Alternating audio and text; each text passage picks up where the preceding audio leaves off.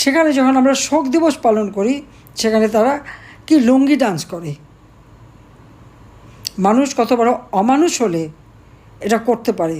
তো এরা যে অমানুষ তার প্রমাণ তো আপনারা পেয়েছেন। এই যে এখন আমরা যেটা শুনলাম যে একজনের কান কামড়ে নিয়ে যায়, এরা কি আসলে কি মানুষ, নাকি ড্রাগ অ্যাডিক্টেড, নাকি কি এটা কোনো পশু হয়ে গেছে? আওয়ামী লীগের নেতাকর্মীদের সম্পূর্ণভাবে ধ্বংস করে দিয়ে আওয়ামী লীগকে নিশ্চিহ্ন করবে। আওয়ামী লীগ তো ভেসে আসা দল না। আওয়ামী লীগ কোনো অবৈধভাবে ক্ষমতা দখলকারীর পকেট থেকে আওয়ামী লীগের জন্ম হয় নাই, বা 5 স্টার হোটেলেও আওয়ামী লীগের জন্ম হয়নি। শোষিত বঞ্চিত মানুষের ভাগ্য পরিবর্তনের জন্য, তাদের ন্যায্য অধিকার প্রতিষ্ঠার জন্য আওয়ামী লীগ 1949 সালে প্রতিষ্ঠা লাভ করে, যখন এই এখনকার কোনো দলই ছিল না। তাহলে আওয়ামী লীগকে কীভাবে তারা ধ্বংস করবে? হ্যাঁ, আইয়ুব খান, এআইএ খান, জিয়াউর রহমান, এক খালেদা জিয়া সবাই চেয়েছে আওয়ামী লীগ ধ্বংস করতে, এরশাদ সবাই চেয়েছে। কিন্তু আওয়ামী লীগ এদেশের মাটি মানুষের সংগঠন। আজকে শুধু একটা রাষ্ট্রের 3টা প্রতিষ্ঠানই ধ্বংস করেনি, এমনকি আমাদের স্বাধীনতা সার্বভৌমত্ব যারা রক্ষা করবে, আজকে তাদের সাথে কী আচরণ। সিভিল প্রশাসনে আপনারা দেখেন, প্রিন্সিপাল সেক্রেটারি, ক্যাবিনেট সেক্রেটারি থেকে শুরু করে সমস্ত অফিসার একে একে তাদের বিরুদ্ধে মিথ্যা মামলা, হয়রানি, অনেকে গ্রেপ্তার, জেলখানায়। ঠিক সেনাবাহিনী সশস্ত্র বাহিনী তারাও রেহাই পাচ্ছে না। এই কয়েকদিন আগে আপনারা দেখেন, 2 দিন আগেই কি সেনাবাহিনীর কয়েকজনের বিরুদ্ধে ওয়ারেন্ট ইস্যু করবে, তাদেরকে বিচার হবে। কি কোথায় বিচার হবে? আইসিটিতে। আইসিটিটা কি? স্বাধীনতার পর জাতির পিতা সংবিধান যখন প্রণয়ন করলেন, সেই সংবিধান ভিত্তিতে নির্বাচন হলো। সেই নির্বাচন 1973 সালে। নির্বাচনের পর সেই পার্লামেন্টে যুদ্ধ অপরাধীদের বিচারের জন্য এই আইসিটি গঠন করা হয়। এটা পার্লামেন্টের আইন দ্বারা গঠিত। কাদের জন্য বিচার? যারা মহান মুক্তিযুদ্ধে পাকিস্তানি হানাদার বাহিনীর দোসর ছিল, আলবদর, আল শাম, রাজাকার বাহিনী করে এদেশে গণহত্যা, নারী নির্যাতন, নারীদের ক্যাম্পে দিয়ে দেওয়া, লুটপাট, অগ্নিসংযোগ, ধর্ষণ এগুলি করেছে, তাদের বিরুদ্ধে বিচার।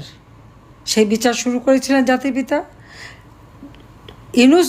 যখন জিয়াউর রহমান অবৈধভাবে ক্ষমতা দখল করে সেই বিচারের কাজ বন্ধ করে দেয় এবং যে 11,000 বন্দী ছিল তাদেরকে মুক্ত করে।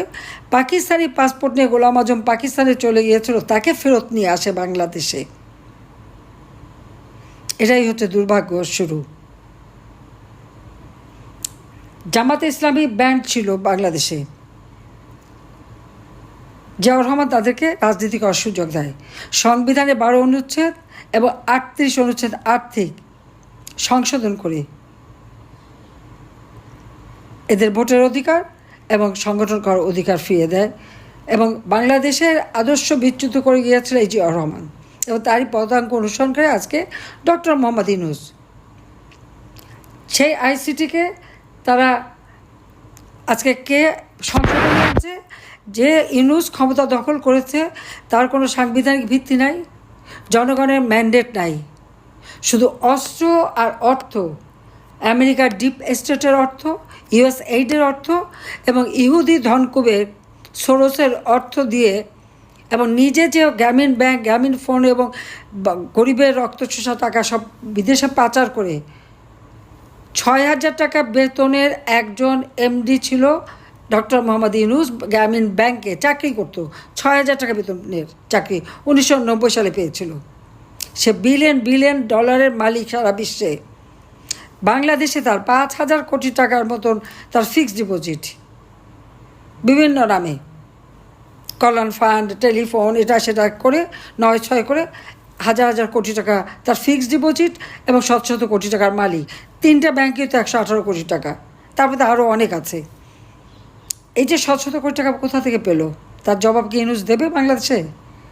তাকে তো দিতে হবে। আজকে সেই অর্থ ব্যয় করে, এবং কিছু মানুষ তো বিভ্রান্ত হলো, এখন সাথে আজান দিয়ে পড়লো, সে ক্ষমতা দখল করলো। এখানে আমার দুঃখটা হলো, এই যে দিন রাত অক্লান্ত পরিশ্রম করে মানুষের যে আর্থসামাজিক উন্নতি যে করলাম, মানুষ যে আরামে চলতে পারছে, নিরাপদে থাকতে পারছে, কাজ করে খেতে পারছে, আর্থিকভাবে তারা উপার্জন করতে সক্ষম হচ্ছে, এই কথাটা কেউ একবার চিন্তা করলো না? অন্তত আমার সময় তো আমি দাবি করতে পারি যে আমার সময় কোনো নারীকে তো বেজ্জতি হতে হতো না, দিনরাত তারা নিরাপদে চলতে পারতো। ছিনতাই, ডাকাতি এগুলো তো আমি কমে ফেলেছিলাম, কারণ প্রত্যেক মানুষের কর্মসংস্থান ব্যবস্থা উপার্জনের ব্যবস্থা করে দিয়েছি। প্রত্যেকটা গ্রামকে আমি শহর করে দিয়েছি, প্রত্যেক ঘরে ঘরে বিদ্যুৎ পৌঁছে দিয়েছি। এখনও তো সেই সুবিধা সবাই ভোগ করছেন। আমার হাতে করা জিনিস ভোগ করছেন না এটা তো তা না। আমরা খারাপ হয়ে গেলাম, কিন্তু আমাদের করা জিনিসগুলি খুব ভালো, সেটা তো গেল। এখন কি হচ্ছে, আমাদের স্বাধীনতা সার্বভৌমত্ব রক্ষাকারী যারা, তাদের বিচার করবে যেখানে আমরা স্বাধীনতা বিরোধীদের বিচার করেছি। এটা কি ধরনের কথা?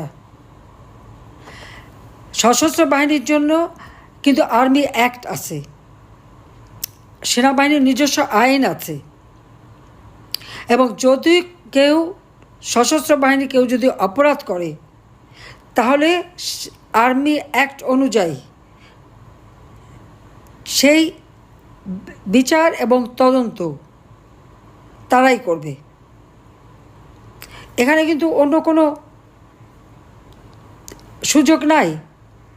কিন্তু আজকে আমরা কি দেখি, সেই আর্মি অ্যাক্ট বাদ দিয়ে রেখে কোনো কথা নেই, বার্তা নাই, সিভিল প্রশাসনের অফিসারদেরকে গ্রেপ্তার করে যাচ্ছে।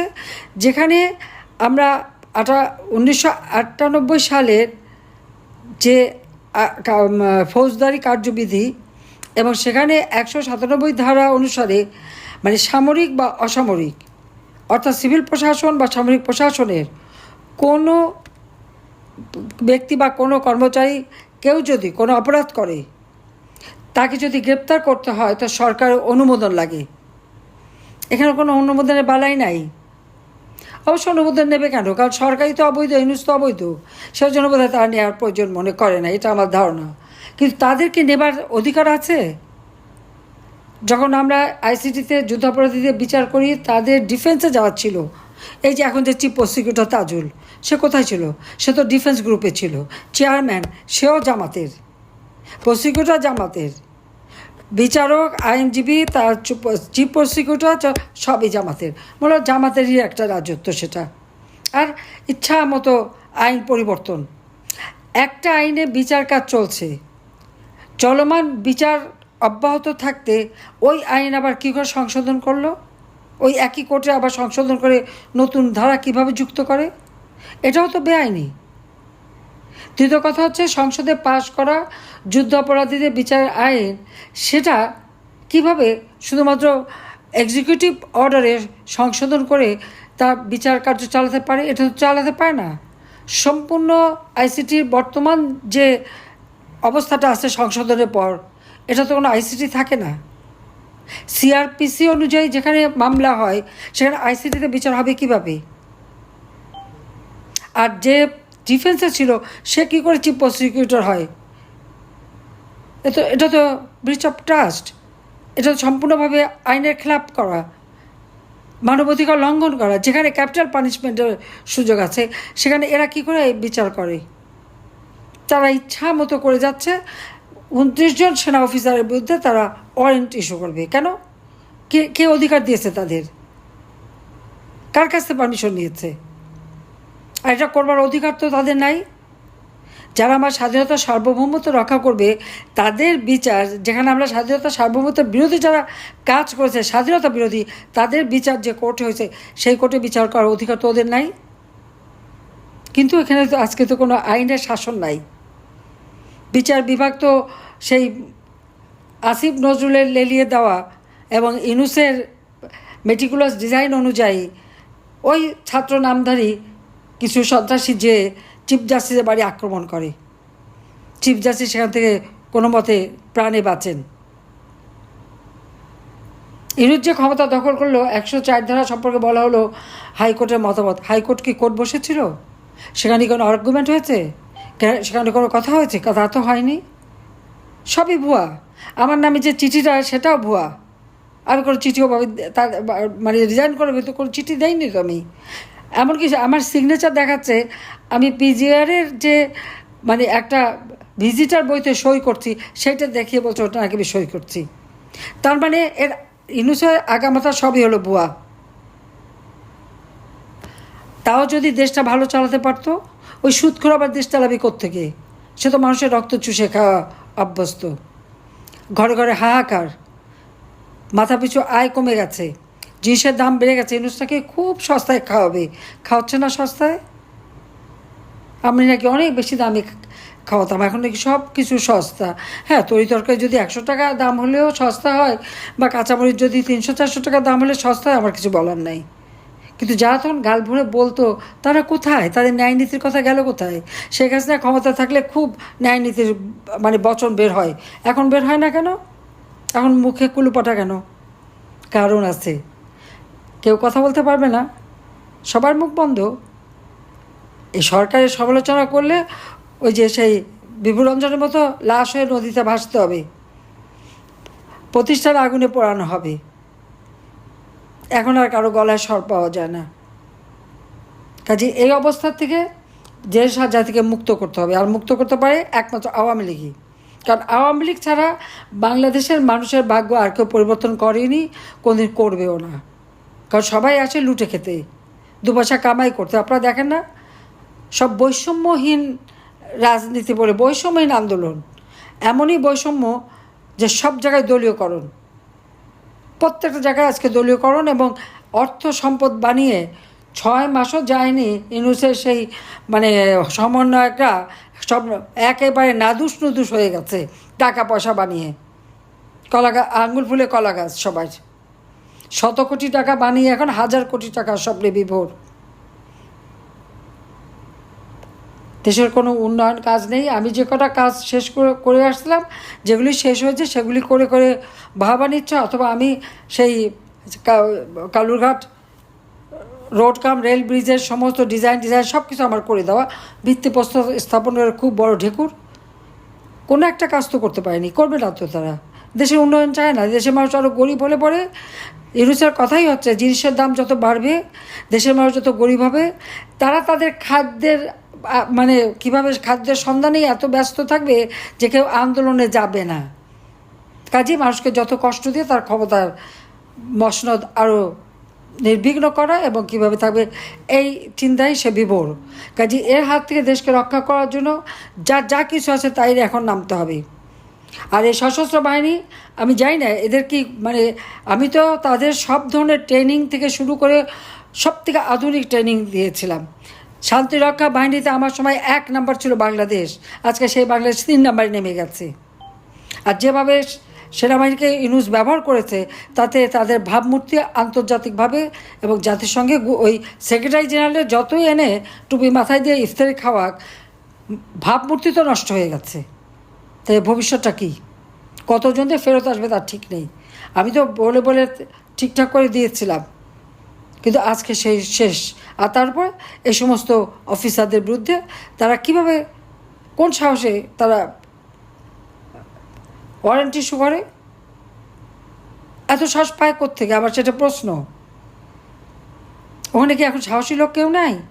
তাহলে দেশের স্বাধীনতা সার্বভৌমত্ব এদের দিয়ে রক্ষা হবে কীভাবে? ট্যাঙ্ক কিনে দেওয়ার থেকে শুরু করে বিমান বাহিনী, নৌবাহিনী, প্রত্যেকেরই তো আমি আধুনিক সরঞ্জামাদি কিনে দিয়ে, কোথায় সাবমেরিন থেকে শুরু করে MiG-21 পর্যন্ত দিয়েছি। সশস্ত্র বাহিনী যে করে সেই বঙ্গবন্ধু ট্যাঙ্ক কিনে দিয়েছে, তারপর আমি কিনে দিলাম। হ্যাঁ, ওটা বোধহয় শুধু আমাদের হত্যার জন্য ব্যবহার হতে পারে, আর এখন আর তা হয় না। এটা হলো কথা। তো এইভাবে দেশের মানুষ, সশস্ত্র বাহিনী, সিভিল প্রশাসনের আমাদের সেই সচিবরা, আরে তারা কাজ করছে বলেই তো দেশটা এত উন্নতি হয়েছে। নইলে কি এত তাড়াতাড়ি এত দেশের উন্নতি হয় নাকি? আজকে তাদেরকে মিথ্যা মামলা দিয়ে হয়রানি করা। আর আওয়ামী লীগ তো আছেই, আওয়ামী লীগের তো সব অপরাধ, বড় অপরাধ। আওয়ামী লীগ স্বাধীন করলো কেন? পাকিস্তানি হানাদার বাহিনীর বুটের লাথি খেতে খেতে যদি বেঁচে থাকতে পারতো, খুব খুশি হতো, ওদের পা ধরে ধরে পানি খেত। আবার সেটাই তারা চায়, কিন্তু বাংলাদেশের মানুষ তা চায় না। বাংলাদেশের মানুষ রক্ত দিয়ে স্বাধীনতা নিচ্ছে, এই স্বাধীনতাকে রক্ষা করা, স্বাধীনতার সুফল জনগণের কাছে পৌঁছে দেওয়া, জনগণের জীবনে আবার শান্তি ফিরিয়ে আনা, অর্থনৈতিক উন্নতি ফিরিয়ে আনা একমাত্র আওয়ামী লীগ পারে এবং আওয়ামী লীগই করবে ইনশাল্লাহ। তাই আওয়ামী লীগের সকল নেতাকর্মী সব ভয়ভীতির ঊর্ধ্বে উঠে সব এগিয়ে যেতে হবে, সবাইকে ঐক্যবদ্ধ হতে হবে। আর মুজিবনগর যেখানে স্বাধীনতার সেই শপথ নিয়েছে, সেখানে জনগণের জন্য শপথ নিয়ে সবাইকে একসাথে দাঁড়াতে হবে। সেই আহ্বান জানিয়ে আমার বক্তব্য শেষ করছি। জয় বাংলা, জয় বঙ্গবন্ধু, বাংলাদেশ চিরজীবী হোক। খোদা হাফিজ।